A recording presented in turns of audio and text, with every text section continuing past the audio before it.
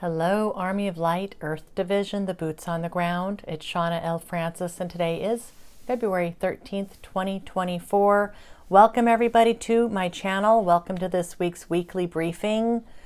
On this channel, we talk about the ascension, and we talk about the negative reptilian regime's influence on this planet and how it dovetails with the ascension. There's a lot here, guys. Welcome, welcome, welcome if you're new. I think we did pick up a handful of new subscribers in the last 30 days. So that's a rare occurrence. We have a pretty tight-knit community here of beautiful beings who are super supportive. So if you found your way to our channel here and to this community, we're so glad that you're here. Welcome, guys. It's kind of interesting. I was looking back at some of the last few months, and the Queen Elizabeth I created a podcast out of it. Under the playlist, you can delineate whether or not it's a podcast. I went ahead and called the Queen Elizabeth series of 44 videos a podcast. Anyway, a lot of people are still watching the Queen Elizabeth stuff. They're picking up new people all the time. So I think I've had 1,000 views on the Queen Elizabeth videos in the last 28 days or so. So I thought that was interesting. Yeah, a lot going on with the royal family. Anyway, we talked about that last time. Today's weekly briefing, we are basically, there's a message from Melchizedek, and it's really, it's adding on to this idea, I think, really of mass media, the content we're consuming, but they're broadening that out even further to talk about more general influence that we have that keeps our vibration low, and how truly this is all orchestrated and planned. Nothing is by accident here. Keeping us distracted, keeping our vibe low, keeping us divided and in disharmony, all that good stuff. So we're going to talk about that today. Also, before I get into that a few days ago, I told you that I've been asked here by Melchizedek to meditate as much as possible, as much as I can, 5-6+ hours a day. So, and really this was, preparing my field, and I'm really giving it a good go. Some weeks I may be, or some days I may be only 4 hours into my meditation, but sometimes I'm sitting for like 9-10 hours a day, off and on, maybe with a couple hour break, so 8 hours, 6, 7, 8 hours. And, really, it just started to pay off a few days ago. They brought me to a new level, yet a new level. Again, just like when I hit this level of vibration, it's like I felt like I was home. It was the most incredible thing. It was the coolest thing that had happened since the Kundalini awakening when I was here in Mexico back in November. So it's been a few months. I reached this new level, and they helped me get there. And it was, all I could really describe it as is it's like a tone that felt like me. It felt like home. It felt like this is my natural state. And it was like the gravity lifted up, maybe 30% less gravity on my body, my spine elongated. I felt like I had all this extra space around all my cells in my body. Very physical. It feels very physical. And just like being able to breathe and take a nice deep breath and just feel almost weightless. And we can only hold that for maybe 10-15 seconds. And then they would bring my energy down really, really deep and ground it really forcefully into the earth. So then it was like I was being compressed. And they did this to me a few times the first night this happened. The second night we reached it again, and I thought, oh, we're here again. Yay, this is wonderful. And then they kicked it up a notch, and we went even higher. And it's just like mind-blowing, and really literally mind-blowing. Like at that point, your brain shuts down and you are just flying. You're just like in this state of consciousness that is not really of the planet. So it was very cool. Only happened a couple of times. And since then, what they've been telling me is that they are making room in my field, or acclimating my field to this, to where I can hold it for longer periods of time. I can hold that vibration. Right now I can only hold it for like, say, 10 or 15 seconds. They're doing work on my field where I'm going to be able to hold this vibration for long, not only long periods of time, but they want this to be my new normal. And I'm just trying to figure out how. There's no, like, at least where I'm at right now with my vibration, I don't know how I'd actually be able to function at that level. Like, go about my day, make food, wash dishes, wash my clothes, talk to people, drive. So I feel like I'm quite a ways away from being able to literally hold that vibration. But oh man, I'm going to give it a good try. I'm so excited. I'm over the moon about it.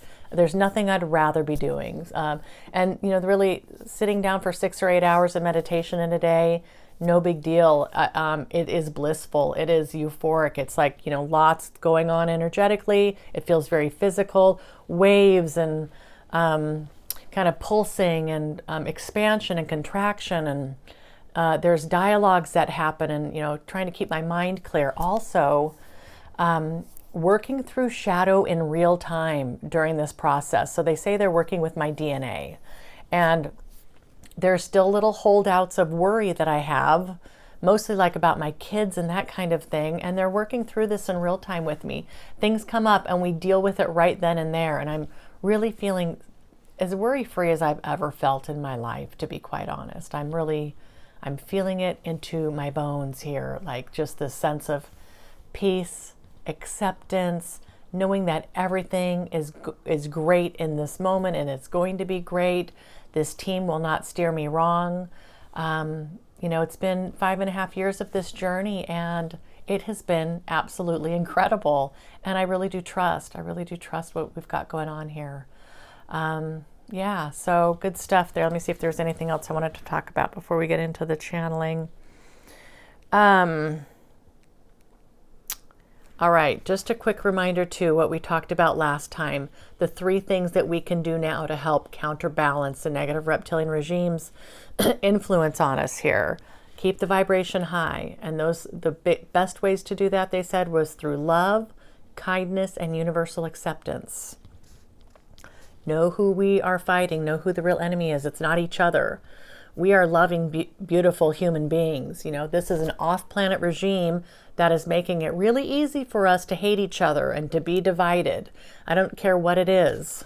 There's us versus them in just every aspect of life. We've got to not partake in that. We have a choice. Be impeccable with our speech. Guard our speech. Being impeccable with the spoken word and our thoughts. Knowing that all of that has vibration. So those were the 3 things they talked about last week. They've asked us to really cut out all mass media as much as possible. Oh my goodness.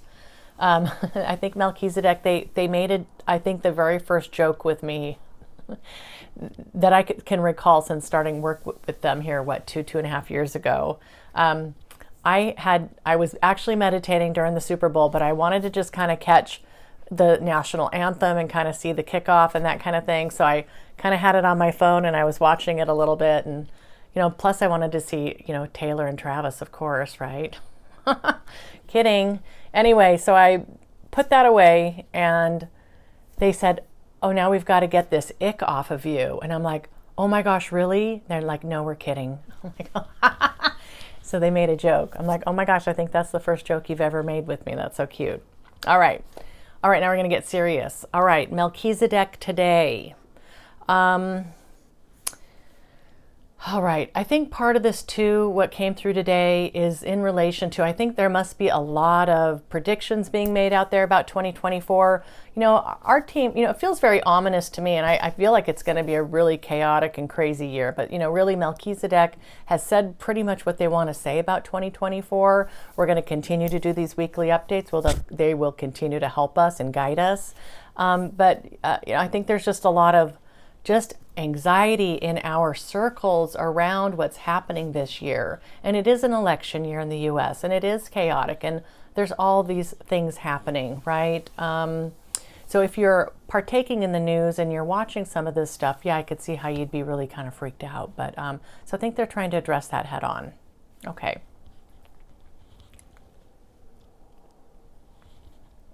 Here's what they had to say, and this was channeled this afternoon.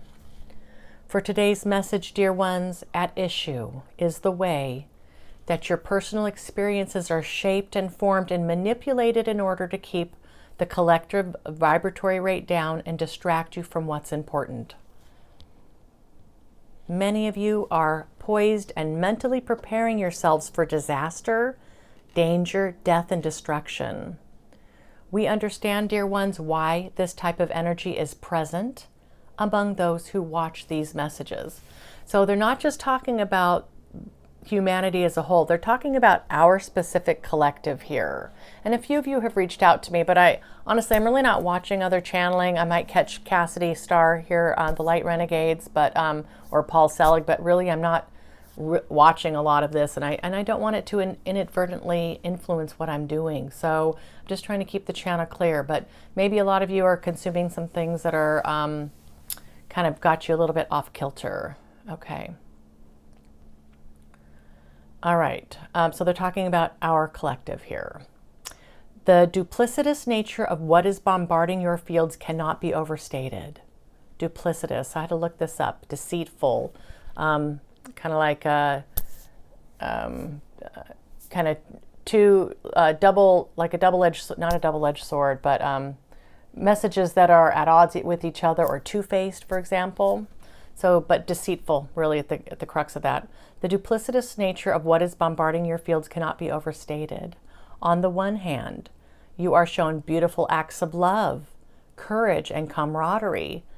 And on the other, devastation, divisiveness, and deliberately vile scenes which are difficult to comprehend. Yeah, we get a lot of that, especially with the wars. They said here, this world has become a grand stage for duplicity, for opposites, for contrasts and extremes.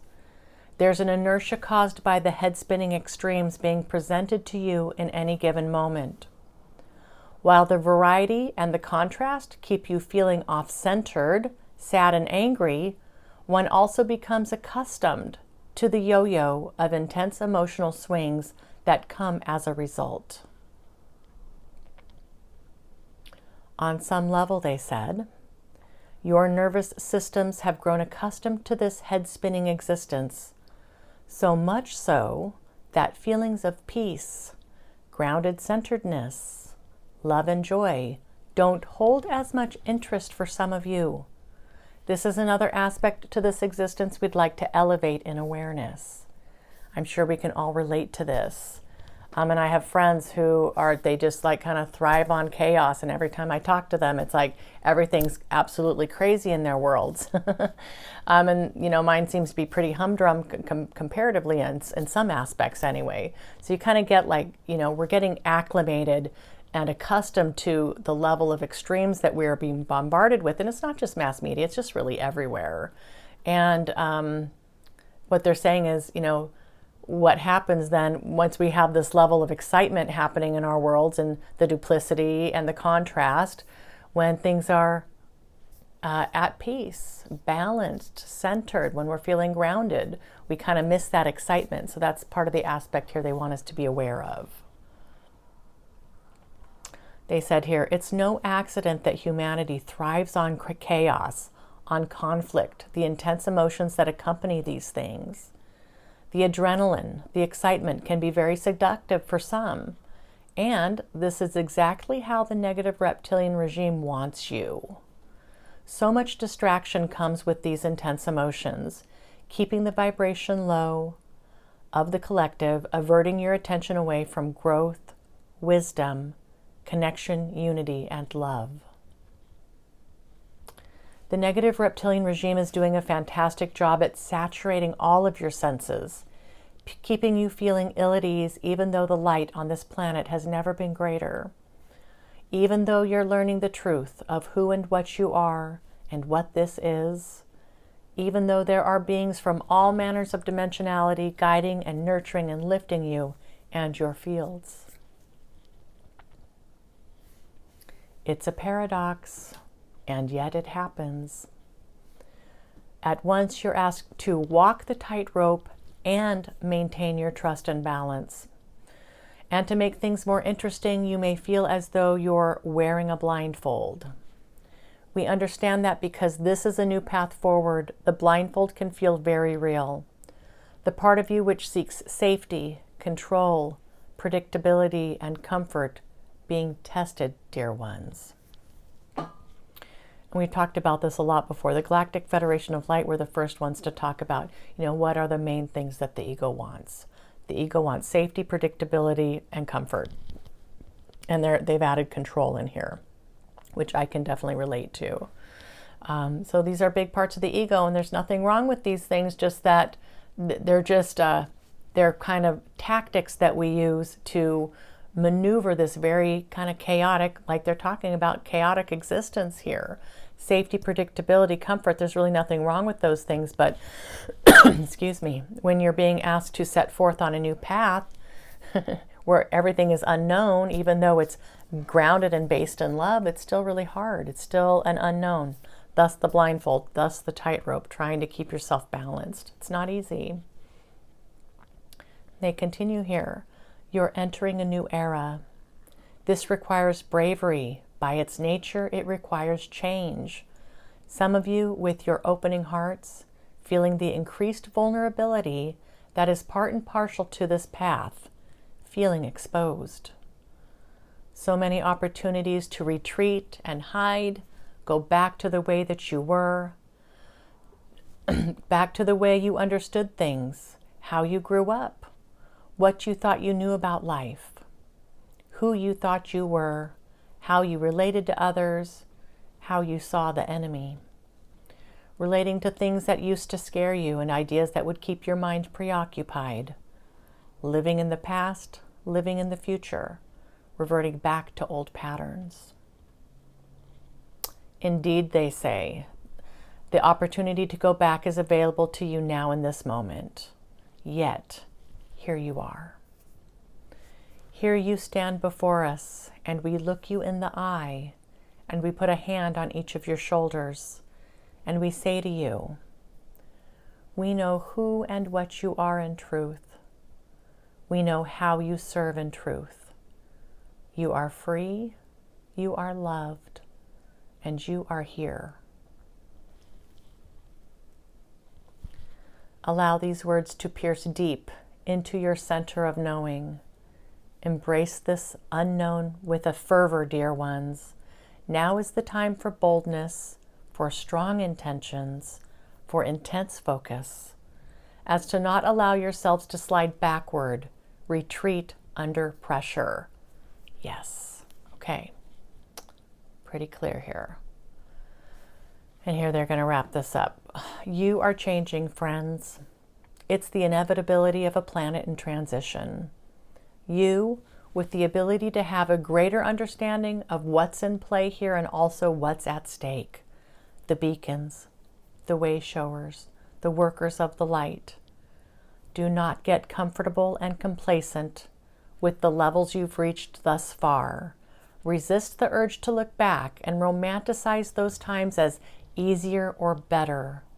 We ask that you keep your focus on the here and now with a greater resolve than ever. No fear, only love. Make this extremely personal to you. All right, that was it. You know, they just are not mincing words. I mean, we're living in a planet that every facet of our existence here has been manipulated, influenced, and controlled in some way by this hidden regime. Hidden but not for long. And I do think that this is going to be a big year for disclosure, just like Melchizedek said. We don't really know what kind of disclosure. And it's so funny when you think about the masses and kind of what they may think of the word disclosure. Boy, if they only had any idea what kind of disclosure we're talking about here. You know, and again, we're on the tip of the spear here. We are on the cutting edge, the bleeding edge of this information. I'm not saying we, but, you know, in general, over the last 20, 30 years, the negative reptilians are, you know, slowly been creeping up to consciousness here. But man, you're kind of seeing this everywhere. I can't even imagine in another, say, just 2 years where this is going to be at in terms of the collective consciousness, beyond our collective, but to the wider audience here. I think, truly, as Melchizedek has said, there's enough of us who are ready to receive this information. We can carry this information while also maintaining the light. We're emancipating the negative reptilian regime's energy. That is my mission, to emancipate negative reptilian energy. This is a beautiful time to be in, where we're really ready to take this and take it to the next level. So thanks everybody for all the work that you're doing to maintain this field. All right, well, let me know how you're doing. Let's try to stay off the mass media, make room for meditation, for getting quiet, for working on our vibration, for being in nature, all those good things, guys. Continue to fight for the time in your world to do these things. Make them a priority. It's so very important. Okay, team, I'll let you go for tonight. Thanks again for watching. Thanks for subscribing. Thanks for your likes, your comments, all your love and support, your emails. You guys are absolutely stellar. I love you so much. Mwah.